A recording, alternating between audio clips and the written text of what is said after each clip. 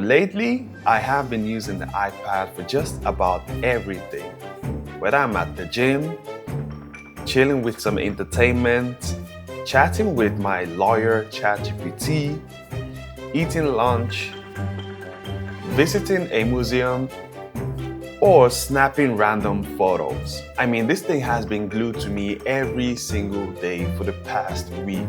And to be honest, it's still a solid productivity tool that keeps me grounded. Now, let's just get things straight. This isn't a phone replacement, not even close. And it's not even a full-blown desktop either. But I've been trying different ways to use it to figure out where it shines in my day-to-day life. Now, back when I was in school, the iPad used to be my ride or die device. I used it for everything like taking notes, creating 3D CAD models, and sketching out ideas. I mean, you name it. But after uni, I kind of drifted away from the iPad. You see, I started asking myself after a while, what is the iPad really for now? So the only real way to figure out all of that was to take the iPad on a mini adventure to test out where it shines the most and also where it kind of trips up. Now, lucky for me, I have a work trip lined up, so that is the perfect excuse for me to put the iPad through its pace.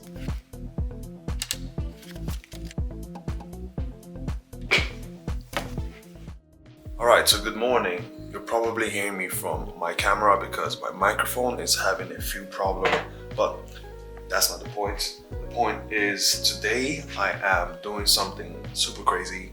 I'm going to use the iPad as my sidekick. I do have my laptop right here. 1 second.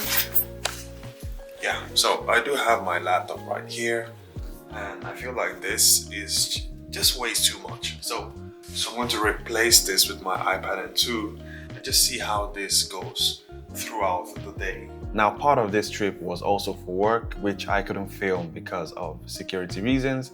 Now, not being able to film that much made me still realize when using the iPad that you really need those accessories, the Apple Pencil, the Magic Keyboard, or even the mouse, for example, because without those accessories, the iPad is just complicated to use. Like, yeah, the iPad has a huge screen and a good design, but other than that, it's just a huge screen. But lucky for me, I have the accessories like the Apple Pencil Gen 2, which makes creative work more precise.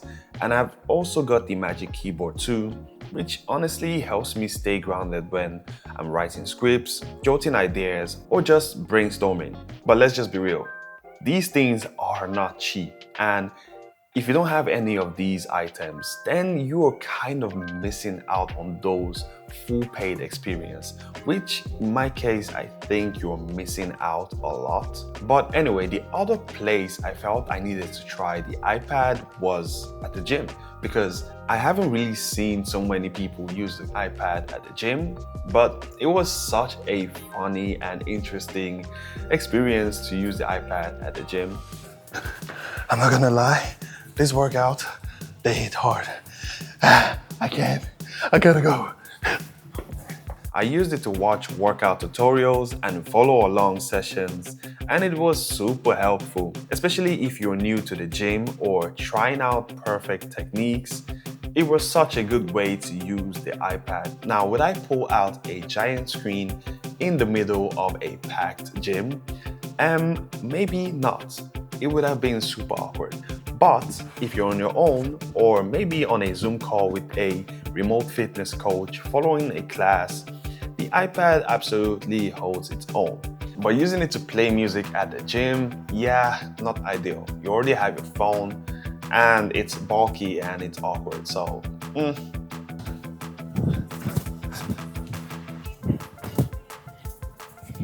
I don't know what the hell that was. Okay, so I took the iPad with me to a Paradox Museum. You know, one of those cool places full of illusions and mind tricks. And honestly, it was so much fun. At this point, I had the iPad glued to my hands the entire day. I mean, they basically had to take it away from me. Here, you can see how far the excess is. And if you continue, You can see how it fits. Nice, right? How? Like, explain how. I don't know. The whole idea behind this was simple. Test the cameras and see where it fits naturally. And really challenge the idea of where an iPad should be used. Now let's be real, we all know that the iPad has a pretty decent camera setup. You get a 12 megapixel rear camera and also a 12 megapixel in the front. Plus, when you're on Zoom calls or FaceTime, the iPad has that center stage features that follows you around and keeps you nicely framed. I mean, it's super handy and honestly, it just makes a lot of sense. This must be the weirdest device to film with. But I'll be honest, filming inside the museum was tough. It was kind of chaotic. There were a lot of people around, so trying to film or take a photo of anything was super hard. And I'm not gonna lie, holding this massive screen made me feel like I was holding a TV in public. Alright, so we are in the upside down room and I'm gonna try this. And then we came to this room where everything was basically upside down, like furnitures on the ceiling and everything was just upside down. So when you snap a photo, it looks like you're hanging upside down, but it's trippy, super trippy. That's when I challenged myself, like I really wanted to hang from the top to sell the illusion. Problem was, I wasn't sure if the chair or the table would actually hold me. You see, I am around 90 to 100 kilos, so I wasn't trying to be that guy. Let's just try the table. That actually went fine, no crashing, no falling, and no embarrassment. But the real test was sitting on the chair like I'm casually just chilling upside down, right? This was where I could feel everyone's eyes on me like, what are you doing? This was either gonna be a magic moment or a total epic fail. This was when I took a deep breath and I said, screw it. And I basically went for it. I was just hearing screams from everyone in the room, claps and everything, and I just felt.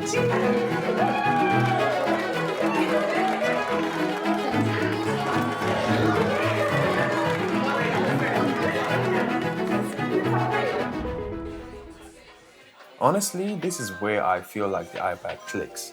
If you're grabbing a coffee with a friend, chilling at a cafe, or just work somewhere that is not your house, then the iPad is a killer choice. Let me explain.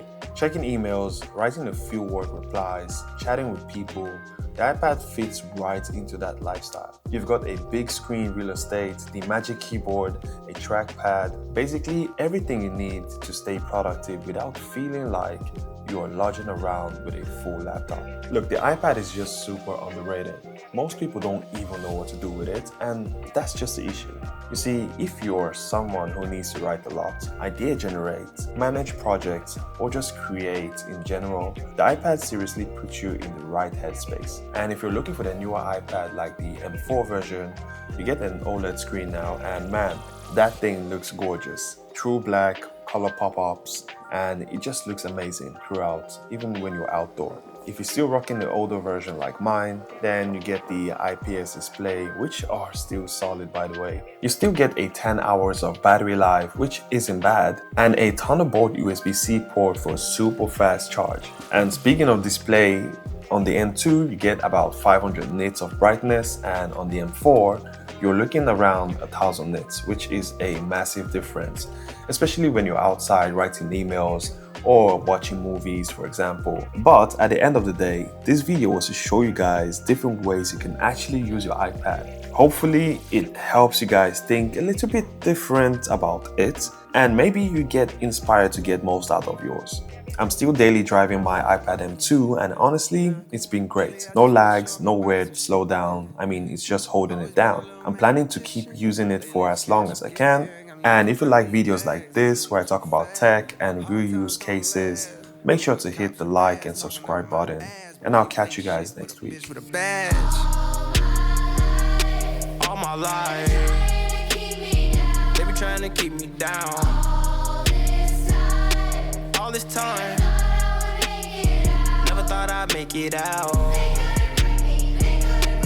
No, no.